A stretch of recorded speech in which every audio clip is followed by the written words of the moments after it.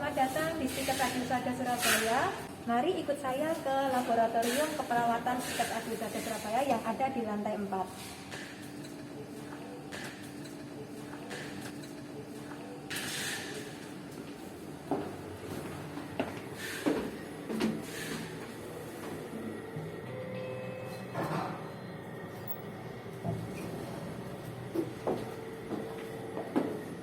Kami memiliki 9 ruangan di laboratorium keperawatan ini. Dimulai dari yang pertama ada ruang sentral alat.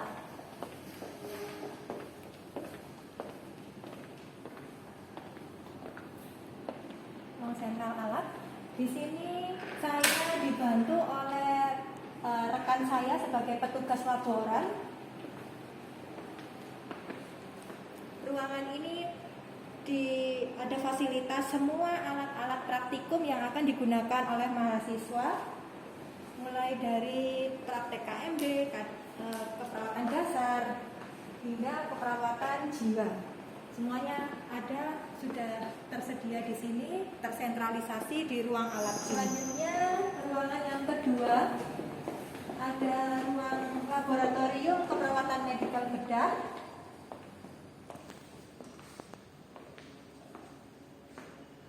Di ruangan ini ada fasilitas phantom atau patung, ada bed pasien, ada meja, ada wastafel untuk cuci tangan bagi mahasiswa yang mau praktek. Nah, untuk di ruangan lab ini mahasiswa akan melakukan praktikum yang terkait dengan keperawatan medikal bedah, mulai pemasangan kateter, pemasangan infus, pemasangan NGT, dan lain-lain yang berhubungan atau yang terkait dengan keperawatan medikal bedah. Selanjutnya ada ruang lab keperawatan dasar, yaitu kebutuhan dasar manusia. Di sini masih sama, ada fasilitas bed pasien, ada phantom atau patung, ada meja, ada wastafel juga untuk tempat cuci tangan mahasiswa sebelum dan sesudah praktikum. Di lab ini mahasiswa akan mempraktekkan bagaimana memandikan pasien, bagaimana personal hygiene pasien, lalu bagaimana cara memotong kuku pasien, yang segala praktikum yang terkait dengan kebutuhan dasar manusia, seperti itu. Selanjutnya ada laboratorium keperawatan anak. Untuk laboratorium keperawatan anak ini ada fasilitas bed bayi beserta phantom bayi, ada meja, ada timbangan untuk anak-anak bayi, ada kursi, ada bednya untuk bayi yang untuk troli itu. Terus ada meja pengukuran tinggi badan. Lalu ada permainan yang digunakan untuk terapi bermain pada anak-anak. Nah, ini ada troli untuk pasien bayi neonatus. Ini ada permainan untuk terapi bermain anak-anak.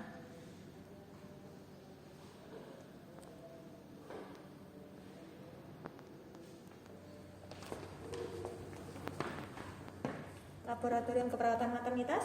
Di sini ada fasilitas bed untuk melahirkan atau partos. Lalu ada phantom atau patung ibu hamil yang akan partos atau melahirkan. Seperti itu. Yang di ruangan ini digunakan untuk praktikum yang terkait dengan maternitas, mulai ANC atau pemeriksaan kehamilan, lalu membantu persalinan hingga perawatan nifas. Ini juga ada dilengkapi dengan inkubator beserta ada phantom bayinya.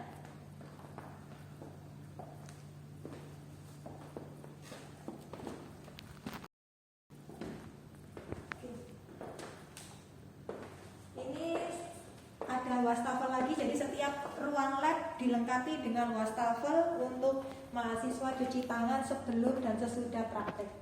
Ini laboratorium keperawatan komunitas keluarga dan gerontik. Di sini difasilitasi dengan segala peralatan yang digunakan untuk praktek komunitas keluarga dan gerontik, mulai dari flip chart atau media-media yang digunakan untuk penyuluhan seperti ini yang digunakan untuk ke masyarakat ya.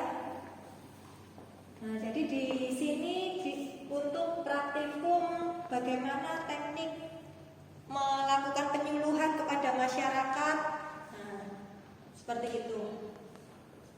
Beserta alat peraganya ada semua untuk aplikasi penyuluhan. Oke, selanjutnya kita akan lanjut ke laboratorium keperawatan jiwa. Ya, ini kita lanjutkan di keperawatan jiwa laboratoriumnya.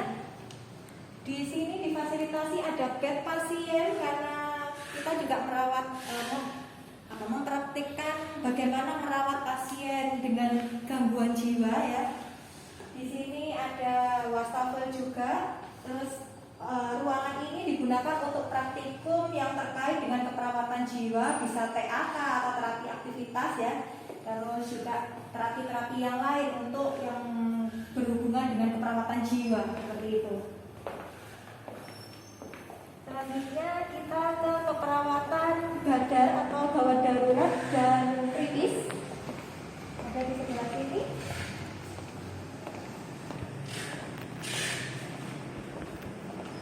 Ini keperawatan gawat darurat dan keperawatan kritis. Terdiri dari 2 ruangan, yaitu IGD. Ini alur perawatan pasien, mulai dari pasien masuk rumah sakit, melalui pendaftaran atau administrasi untuk menuju ke instalasi gawat darurat atau rawat inap, kemudian ke instalasi perawatan intensif atau pemeriksaan penunjang lainnya, bisa laboratorium, bisa radiologi, lalu pasien bisa dinyatakan keluar rumah sakit dengan sembuh atau meninggal, seperti itu. Mari kita menuju ke IGD. Ini dimulai dari ruang atau meja ya, meja pendaftaran administrasi, dilengkapi dengan komputer, lalu dengan kursi, meja, ada box file ya, ada lemari file-file seperti itu. Nah, di sini digunakan untuk praktik yang terkait dengan keperawatan gawat darurat dan kritis, di mana kita mengajarkan kepada mereka bagaimana penerapan triase, yaitu ada merah, kuning, hijau hingga hitam kalau pasiennya meninggal. Ini adalah zona merah atau red zone ya, dikenal dengan istilah red zone. Sedangkan yang sini ada zona kuning, yellow zone, dan kemudian ini hijau, zona hijau atau green zone. Nah, seperti ini. Di ruangan ini juga kami fasilitasi. Ini ada petunjuk triase,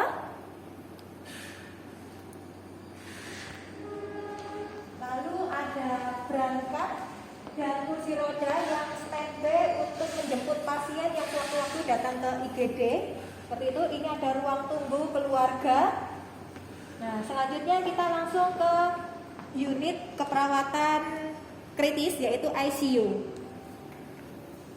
Ruangan ini ada fasilitas bed pasien, ada 3 buah beserta patung atau pantemnya. Di sini untuk mempraktekkan bagaimana teknik keperawatan kritis, kritis. Ini ada alat-alat yang digunakan pada keperawatan kritis, ada sling pump, ada nebulizer, lalu ada infus pump,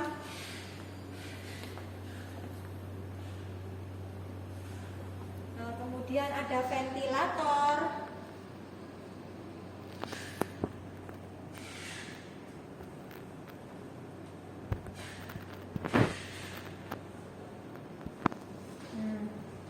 ini ada mesin EKG, lalu ada ambu bag, untuk alat bantuan pernafasan yang emergency. Sedangkan di sini ada troli drug emergency atau lemari obat-obatan beserta infus cairan, dan yang ini adalah DC shock. Seperti itu. Kami melakukan praktikum keperawatan kritis di ruangan ini. Nah, untuk mengaplikasikannya kita juga mempunyai mini rawat inap, di mana kita ada 3 rawat inap 1, 2, 3. Pada rawat inap ini dilengkapi dengan fasilitas nurse station, yaitu meja perawat ya, meja perawat dan pendaftaran sekaligus, di mana di sini bisa digunakan praktek untuk mahasiswa prodi D3 keperawatan maupun yang prodi S1 administrasi rumah sakit, karena bisa mempraktekkan bagaimana penanganan pasien serta bagaimana pendaftaran pasien seperti itu. Nah, komputer yang aktif, ada wastafel juga yang memudahkan perawat maupun tenaga kesehatan yang lainnya untuk cuci tangan sebelum dan sesudah menyentuh pasien. Nah, ini ruang rawat inap 1, di mana ruang rawat ini digunakan untuk perawatan pasien yang observasi dengan pemantauan ketat. Ada 2 bed yang disediakan di sini, tersedia meja dan kursi juga untuk penunggu keluarga. Nah, karena ini ruangan observasi, yaitu ruang yang membutuhkan pemantauan ketat, maka dilengkapi juga dengan meja farmasi di sebelah sana. Meja farmasi yang memudahkan untuk mobilisasi obat agar lebih cepat. Pada meja farmasi ini dilengkapi juga dengan lemari obat dan lemari berkas, ya, rak-rak yang berisi berkas, dan ada obat-obatan dari ampul, vial hingga cairan seperti itu. Selanjutnya ini yang rawat inap, ada 2 tempat tidur atau bed, dilengkapi dengan meja dan kursi. Ada patung atau kantong pasien yang pasien dewasa ya.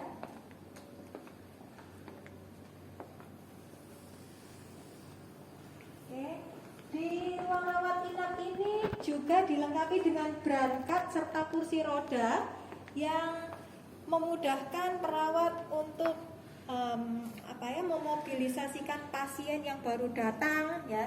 Jadi kalau pasien baru datang dari IGD atau dari unit perawatan intensif, akan melakukan serah terima pasien dulu antara perawat yang mengantar pasien atau petugas yang mengantar pasien dengan perawat ruang rawat inap ini ada di sebelah sini. Lalu dilakukan pemeriksaan yang tempatnya ada di sebelah sini. Ini troli pemeriksaan, alat-alat yang digunakan untuk pemeriksaan pada ruang rawat inap ini. Lengkap mulai dari pemeriksaan TTV, lalu pemberian cairan, pemasangan infus, personal hygiene, hingga ada pemasangan kateter ya, membantu pasien BAB atau BAK seperti itu. Di sini juga dilengkapi atau mahasiswa diperkenalkan dengan tempat sampah medis maupun non medis seperti ini. Baik.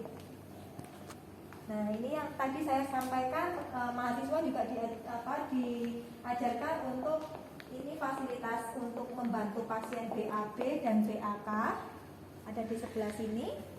Nah, ini ruang rawat inap 3 selanjutnya. Ada bed pasien, terus ada fasilitas meja dan kursi. Ini meja dan kursi untuk keluarga.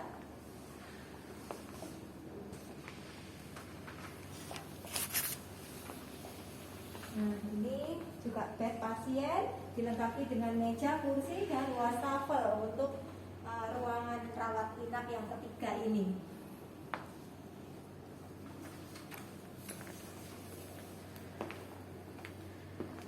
Selanjutnya di Selanjutnya saya ajak ke ruang saya selaku kepala laboratorium. Ada di sebelah sini. Di sini ada struktur organisasi atau struktur pengurus dari laboratorium keperawatan Stikes Adusada. Dimulai dari ketua Stikes, wakil ketua Stikes, lalu ketua program studi, kepala laboratorium hingga asisten laboratorium keperawatan atau yang tadi petugas laboran. Seperti itu. Nah, ini meja kerja saya sehari-hari di ruang kepala lab. Nah, itu tadi kita sudah berkeliling di laboratorium keperawatan Stikes Adusada yang terdiri ada 9 ruangan yang beserta fasilitasnya. Terima kasih dan sampai jumpa lagi.